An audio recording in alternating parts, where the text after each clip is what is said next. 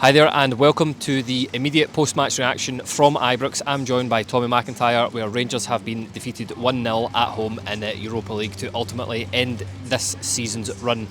Tommy, I like a straightforward question from the off. What was your overall thoughts on that performance tonight? Listen, we were in it. I don't think there was a lot between the sides. I thought they were a little bit more dangerous, but we had our chances, just didn't take them. And then the frustrating thing is the manner they're losing the goal. You know, it's our corner, they break away. It happened a couple of times actually, but they managed to kind of beat the offside trap as well, and then we're down. So yeah, listen, disappointing. Doesn't define the season. All eyes back to the domestic world now.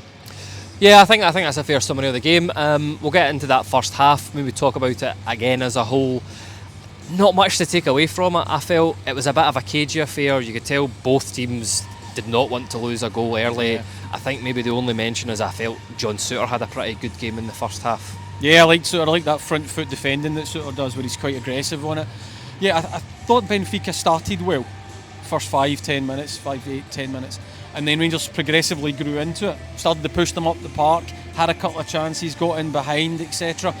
I felt that, I'm with you, there was nervousness in the sides, not nervousness in the stands. There was an absolute wall of noise. You know, the Benfica fans and players knew where they were. That's for sure. But there wasn't a lot of clean-cut chances. In all honesty, it was a lot of getting down the channels, knocking it about. Benfica were great, knocking it round about the top of the box, and that's pretty much how it played out in that first half. But I felt as we went to half-time that Rangers had completely come into it. Yeah. Again, taking on the next point nicely, start the second half, even the first opening 20 minutes, I would say, that second half, I felt Rangers were really the team in the ascendancy. The crowd were really getting behind them. The thing that impressed me most in those passages of play was our breaking of the Benfica lines. I thought we got that absolutely spot on and created a real good few chances. Yeah, definitely. I couldn't agree more with you. I thought we came out the traps really quickly. We at this side of the gantry in terms of the second half where we were shooting into. We got up front. I think we won a corner really quickly. You know, made the defence work. We were in round about it, trying to get that goal and settle everybody down. It had a feeling, we were talking about this in the gantry as well, of whoever got the first one. I know it's a tired cliche, but it felt like one of those nights where the first one was really important, and it probably had to be us. And yeah, we were on top of them, and then, as you say, breaking the lines. I thought in terms of the midfield, we were absolutely tireless. I don't think it was Diomande's best game on the ball, but absolute shout. And you were saying this from the get-go, so kudos to you. But John Lundstrom in his positioning was absolutely fantastic. He was knocking it about, and his reading of the game was top-notch tonight. Yeah, I thought he was good in the midfield. Maybe towards the last 15 minutes he looked a bit tired, a bit leggy, but we'll come on to that at the end. Before we get on to the goal that we conceded tonight, I just want to get your overall thoughts on our front three. I know it's not an ideal front three, probably not Rangers' first choice front three, certainly not the front three we'll see going into next season, I don't think, but Silva, Wright and Dessers just didn't really do enough for me tonight.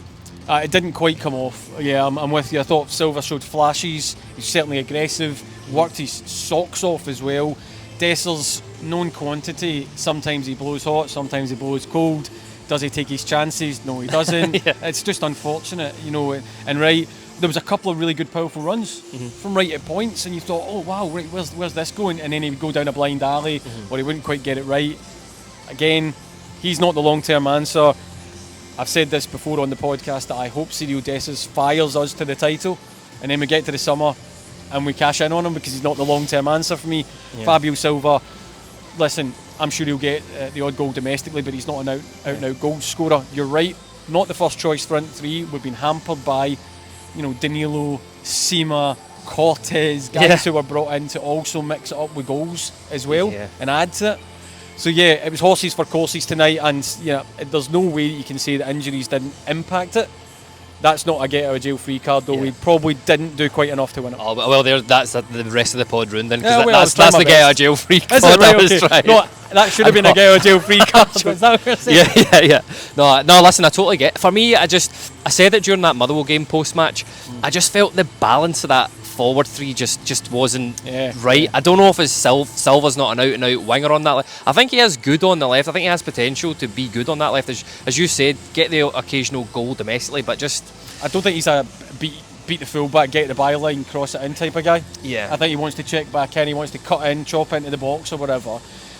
Right, doesn't really do that crossing stuff either. He wants to be direct. Matondo, when he came on as well, didn't really impact the game. Never good in the right, Matondo, for me. Whereas I think we saw, even in a short cameo, Sima gives you more than maybe Silva does in that particular position. Cortez, much more as well. So, you're right, the balance is off, and then they're just struggling to cut through exactly how they want to play that.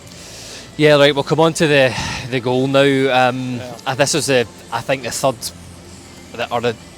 poorest goal. I think the tie that we conceded, I should say there was 3 poor goals in both legs that we conceded. This was up there.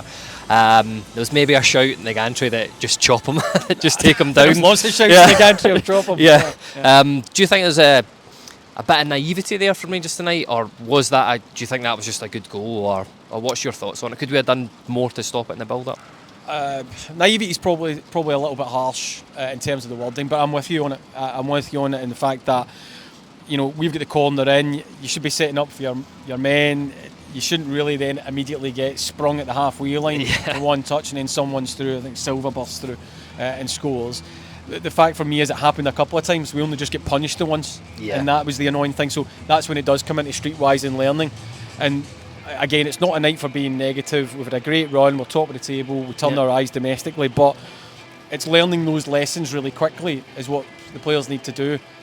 Again, I don't want to kind of conflate one thing with the other, but we've lost silly goals in the same manner with a straight through ball. It's learning the lessons and then making sure it doesn't happen again. And didn't seem that we learned it completely tonight, and unfortunately we got punished by a good side. Let's not beat about the bush on that. They are a good side.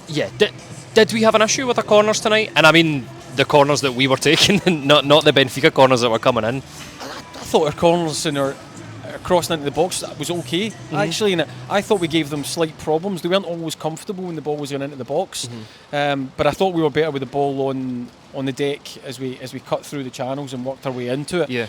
Listen, I mean, it's one of these things, and somebody can no doubt give me the stats on it. I don't have them to hand, but it's the old free kick conundrum. You see one player score a free kick, and you go, they're great at free kicks. The amount of goals that come from direct corners are not that great, right? But you're looking for second ball, pressurise, get it back in, catch the defence as it's trying to come out, and it's at 6s and 7s. I thought we gave them questions. They answered them. I thought they do have a good defence, actually. But we probably didn't create as many clean-cut chances as we really, really wanted to. It was just defending our own corners I thought was poor. I felt that they had 3 or 4 opportunities. I don't know if that's just because we were overloading the box, if Clement identified that as an area where we could have potentially got a goal from, but I thought that the Benfica coaching obviously identified that as an area where they could break Rangers down, and ultimately it's what they got the goal from. So we've already touched on it. That is 3 of the most uninspiring substitutions I've ever seen at Ibrox. A semi-fit Todd Cantwell, a permanently semi-fit Roof, Matondo coming on as well, and I suppose you could link that in with, did injuries finally catch up with us tonight? Oh, there's no two ways about that. I mean, I've just referenced some of the players who aren't there. Long-term Danilo. I'm just thinking even just the ones at the top end of the pitch where it's really, really, really difficult. I was talking earlier on, and I was saying if you'd have sat Philippe Clement down and said, of all the areas of the pitch, where what's your worst case scenario? I get large-scale injuries in the forward areas. Right. So what does he lose? He loses Danilo. He loses Sima. He brings in Cortez. He loses Cortez. And so Matondo. Cantwell, great to have Cantwell back. Put him in a slightly different bracket in terms of we all know what Todd Cantwell can bring.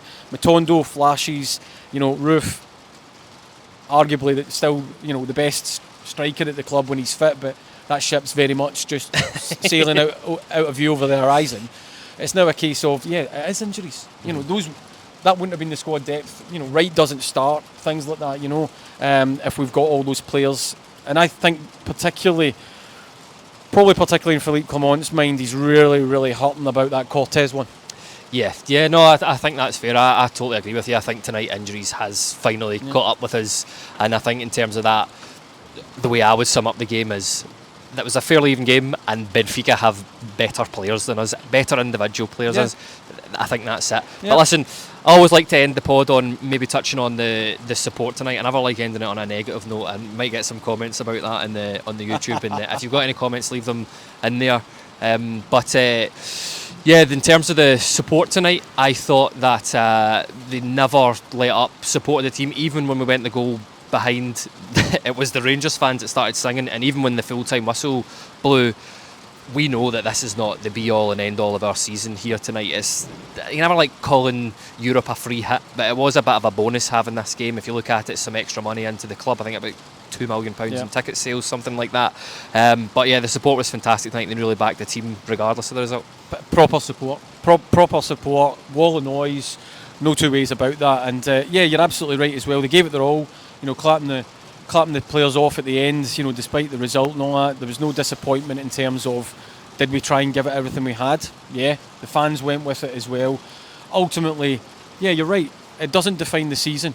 We're now back to domestic duty, having already won the first part of a treble, in the hunt for everything else and top of the table. That's where the Rangers fans, I imagine, will probably reflect on once they get back up the road in this bloody weather. It'll be disappointing. You pack it away, see you next season, and hopefully we see that in a Champions League group stage.